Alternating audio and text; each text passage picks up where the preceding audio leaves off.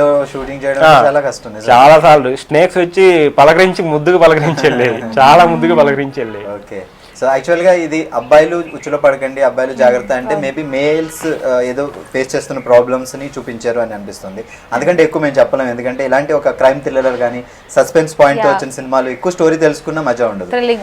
So అమ్మాయిలు ఉన్నారని ఒక్కరిదాని సినిమాలో ఇంకొక అమ్మాయి ఉంది. పాపం ఒక అమ్మాయి ఏంటి, ఒక 15 మంది అమ్మాయిలు ఉన్నారు. బట్ మెయిన్ లీడ్స్ మేమిద్దరం, మిగతా వాళ్ళందరూ కూడా. నీ పేరేంటి సినిమాలో? దుర్గా.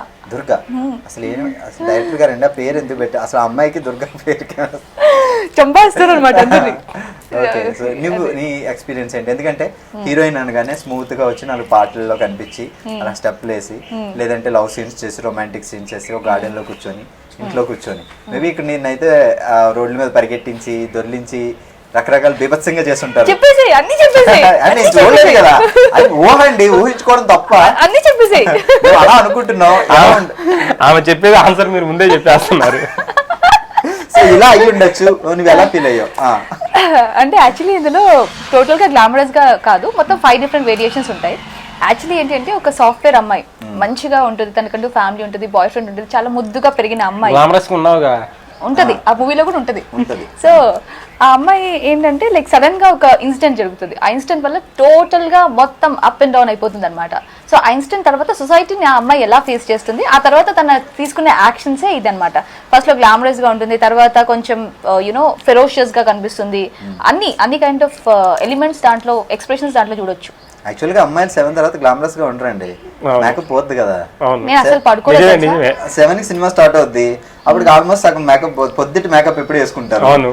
సాఫ్ట్వేర్ వాళ్ళు అంటే అప్పుడప్పుడు టచ్ అప్ చేస్తుంటారు కాబట్టి 6-7 వరకు. తెలుసా యాక్చువల్లీ నేను ఒక 10 days పడుకోకపోయినా సరే నా కళ్ళు రెడ్ అవ్వదు. నేను అసలు రావు.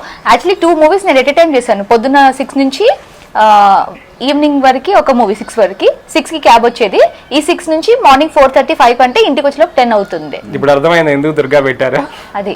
ఇప్పుడు నాకు అర్థమైంది ఎంత డబ్బులు సంపాదిస్తుందో మా ఆయన. డబ్బులు అంటే ఇప్పుడు కాదు, రిలీజ్ అయినాక సంపాదిస్తారు డెఫినెట్ గా.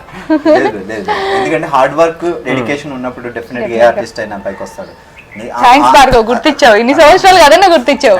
ఏదో మనం కిడ్డింగ్ చేస్తే మాట్లాడినా టాలెంట్ అనేది మాత్రం నిజంగా అది కావాలంటే వచ్చేది కాదు. సో ఇలా ఒక 2 schedules per day చేస్తూ సినిమాలు చేస్తున్నావు అంటే it's great. Really thank you, all the best. Definite గా అంటే పర్టికులర్ గా నాకు ఇది కావాలి అంటే ఇది కావాలి, యునో తెలుసు అతనికి అవుట్పుట్ ఏంటనేది, అన్ని మైండ్ లో ఫ్రేమ్ అయిపోయి ఉన్నాయి.